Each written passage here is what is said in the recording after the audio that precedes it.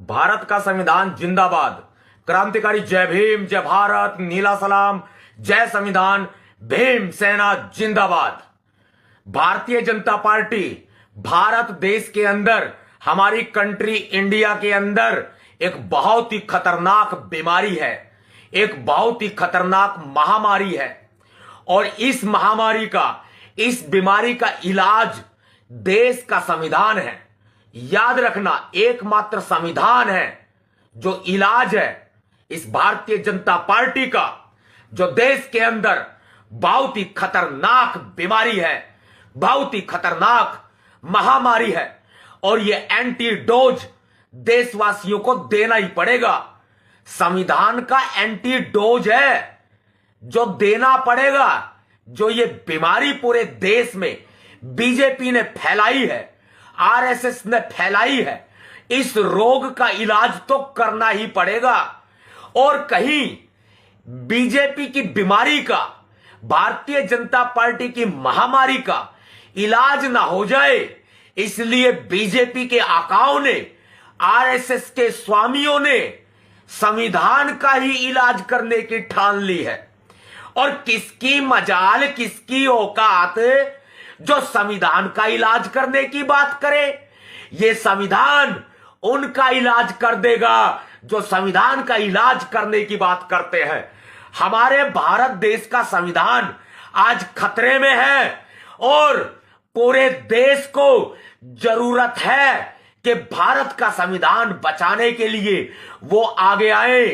बाबा साहब अंबेडकर जी का लिखा हुआ संविधान बचाने के लिए बहुजनों को आगे आना होगा, दलितों को आगे आना होगा, क्योंकि संविधान की रक्षा करने के लिए सिर्फ बहुजन ही आगे आते हैं, सिर्फ दलित ही आगे आते हैं। जिस वक्त भारत देश को कागजों में आजादी मिली थी 1947 में, तब ये कोई नहीं आया संविधान को लिखने के लिए। किसी की औकात नहीं हुई कि कोई संविधान को लिख दे, किसी की हिम्मत नहीं थी। तब दलितों का बेटा आया, बहुजनों का राजा आया, हमारा सरदार आया, हमारे सिर का ताज आया, हमारा मसीहा आया, बाबा साहब डॉक्टर भीमराव अंबेडकर जी आया। जब भारत देश को बाबा साहब अंबेडकर ने लोकतंत्र दिया, इस देश को संविधान दिया, और आज ये चड्डीधारी आरएसएस के लोग संविधान को बदलने की बात करते हैं। इनके बाप दादा की औकात नहीं थी कि ये संविधान को लिख सके, और आज ये संविधान को बदलने चले हैं। मैं जा रहा हूं संविधान को बचाने के लिए, मैं निकल रहा हूं संविधान को बचाने के लिए। मैं आप सबके साथ मिलकर लड़ाई लड़ रहा हूं संविधान को बचाने की लड़ाई। ये जो संविधान को बचाने की लड़ाई है, ये संविधान क्रांति है। आज के बाद इस लड़ाई को संविधान क्रांति के नाम से जाना जाएगा। हां, मेरा खून खौल रहा है, हां, मेरे जज्बात जवाब दे रहे हैं। हां, मैंने बाबा साहब अंबेडकर जी का नमक खाया है, लेकिन मेरा जमीर झूठा नहीं है। मैं बुज़दिल नहीं हूं, मैं डरता नहीं हूं। मैं बाबा साहब अंबेडकर जी के लिखे हुए भारत के, इंडिया के इस संविधान को बचाने के लिए आखिरी सांस तक लड़ूंगा, आखिरी सांस तक लड़ूंगा। और मैं जा रहा हूं संविधान को बचाने की लड़ाई लड़ रहा हूं। 1 अक्टूबर 2023 रविवार को सुबह 9 बजे राजधानी दिल्ली के जंतर मंतर पर मैं आंदोलन करूंगा, मैं भूख हड़ताल पर बैठूंगा, मैं अनशन करूंगा।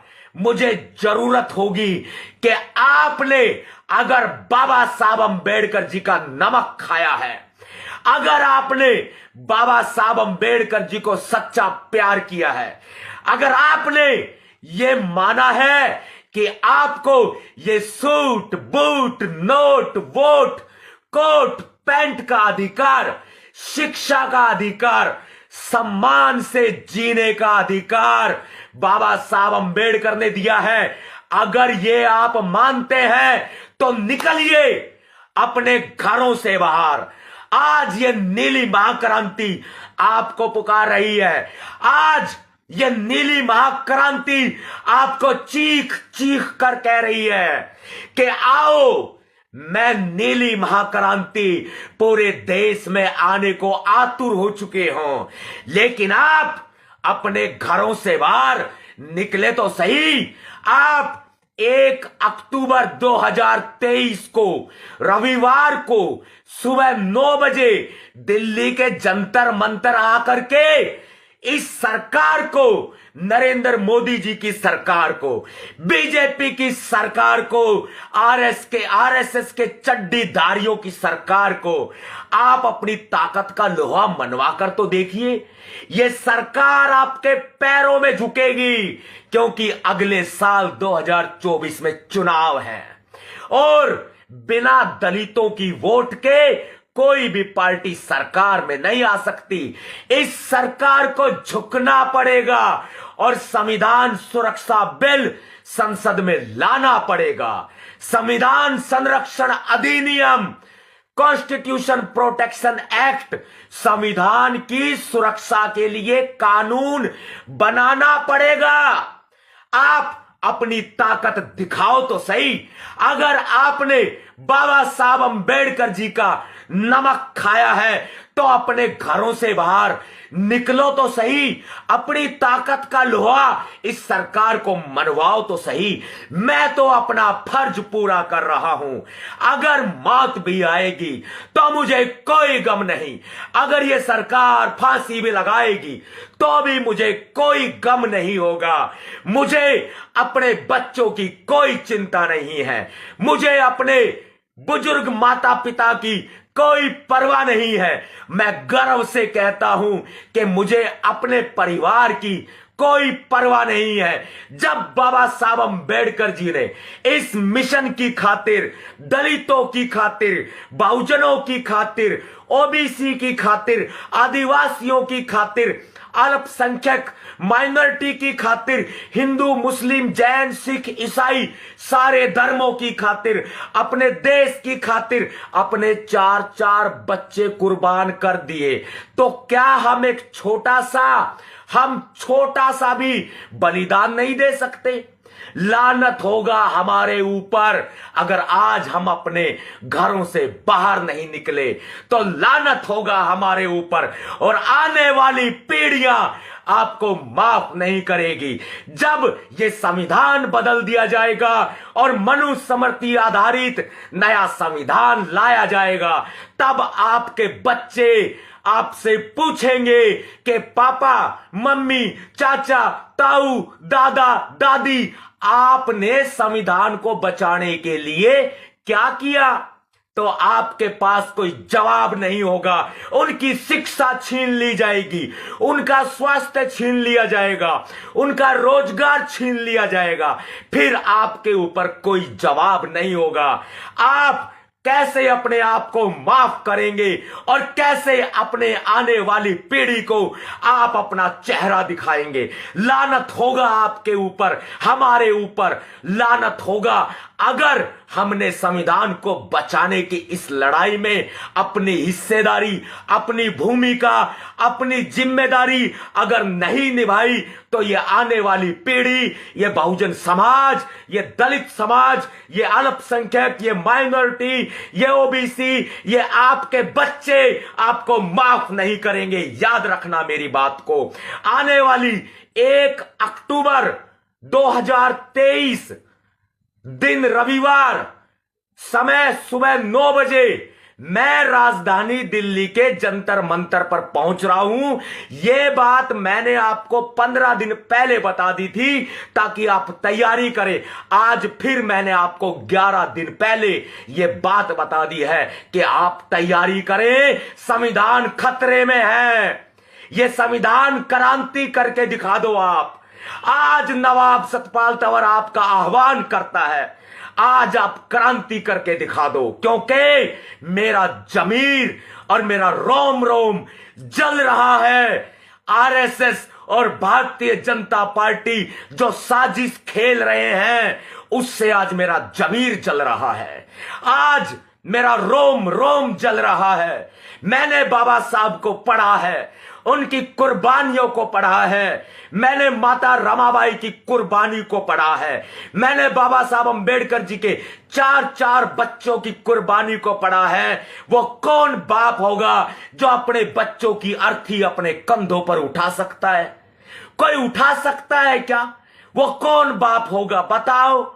लेकिन बाबा साहब अंबेडकर के बच्चे को कफन तक भी नसीब नहीं हुआ था, तब माता रमाबाई ने अपनी साड़ी का पल्लू फाड़ करके कफन का इंतजाम किया था। याद कर लो वो दौर, वो दिन, किस दौर से गुजर के, किस मुश्किलों से गुजर के अपने पूरे परिवार को गरीबी में झोंक करके, मौत की दलदल में झोंक करके, जब बाबा साहब अंबेडकर ने अथाह परिश्रम के साथ में आपको ये संविधान दिया था। अगर आप आज संविधान को ना बचा सके ना, तो आपको अंबेडकर जी का अनुयायी, अंबेडकरवादी, बहुजन समाज का शेर, भीमा कोरेगांव के शेर, आपको संविधान के दीवाने, अंबेडकर के दीवाने कहलाने का कोई हक नहीं होगा। याद रखना मेरी बात को आप, जो आज मैं आपके सामने बोल रहा हूं, वरना तैयारी कर लो अभी से। जहां तक मेरी आवाज जा रही हो वहां तक तैयारी कर लो आप। और 1 अक्टूबर 2023 रविवार को सुबह 9 बजे जंतर मंतर पर आ जाओ। मैं तो वहां भूख हड़ताल पर बैठूंगा, लेकिन आपका हौसला चाहूंगा। बस 2-4 घंटे के लिए आकर के आप अपनी जिम्मेदारी का निर्वहन कर देना। संविधान को मिल करके बचाएंगे। इस बीजेपी की औकात नहीं जो संविधान को यह हाथ भी लगा दे। याद रखना, लेकिन क्रांति तो करनी पड़ेगी। सभी साथियों को क्रांतिकारी जय भीम, जय भारत, नीला सलाम, जय संविधान, भीम सेना जिंदाबाद, संविधान जिंदाबाद। और जब तक सूरज चांद रहेगा, बाबा साहब अंबेडकर जी का नाम रहेगा, जब तक ये भारत देश रहेगा, तब तक भारत देश का संविधान रहेगा, जब तक ये सृष्टि रहेगी, ये पूरी दुनिया रहेगी, तब तक भारत का संविधान वही रहेगा जो बाबा साहब अंबेडकर जी का लिखा हुआ संविधान है। यदि संविधान को बदलने की कोशिश की आरएसएस के चड्डीधारियों, तो तुम्हें छठी का दूध याद दिला देंगे। नवाब सतपाल तंवर की ललकार है और पूरे समाज के सामने यह पुकार है कि संविधान बचाने की लड़ाई में, संविधान क्रांति में आगे आए और ये कानून बनवाएं। संविधान सुरक्षा बिल, संविधान संरक्षण अधिनियम, कॉन्स्टिट्यूशन प्रोटेक्शन एक्ट आप कानून बनवाएं, फिर संविधान को कोई माई का लाल हाथ भी नहीं लगा सकता। यह आपके परीक्षा की घड़ी है। आज मैं आपको नहीं कहूंगा कि आप इस वीडियो को शेयर कर दो, आप इस वीडियो को लाइक कर दो, लेकिन मैं इतना जरूर कहूंगा, जब आपके जहां भी आप हैं, जहां तक भी यह आवाज आपके पास पहुंच रही है, तो इस आवाज को सुन करके चुपचाप अपने घरों में मत बैठिएगा, दुबकिएगा मत। अगर आप अपने घरों में दुबक जाते हैं तो सच्चाई बता रहा हूं, चूड़ियां पहन लीजिएगा, चूड़ियां। जंतर मंतर पर मिलते हैं, मैं आपका इंतजार करूंगा। राजधानी दिल्ली के जंतर मंतर पर 1 अक्टूबर 2023 को सुबह 9 बजे। क्रांतिकारी जय भीम, संविधान जिंदाबाद।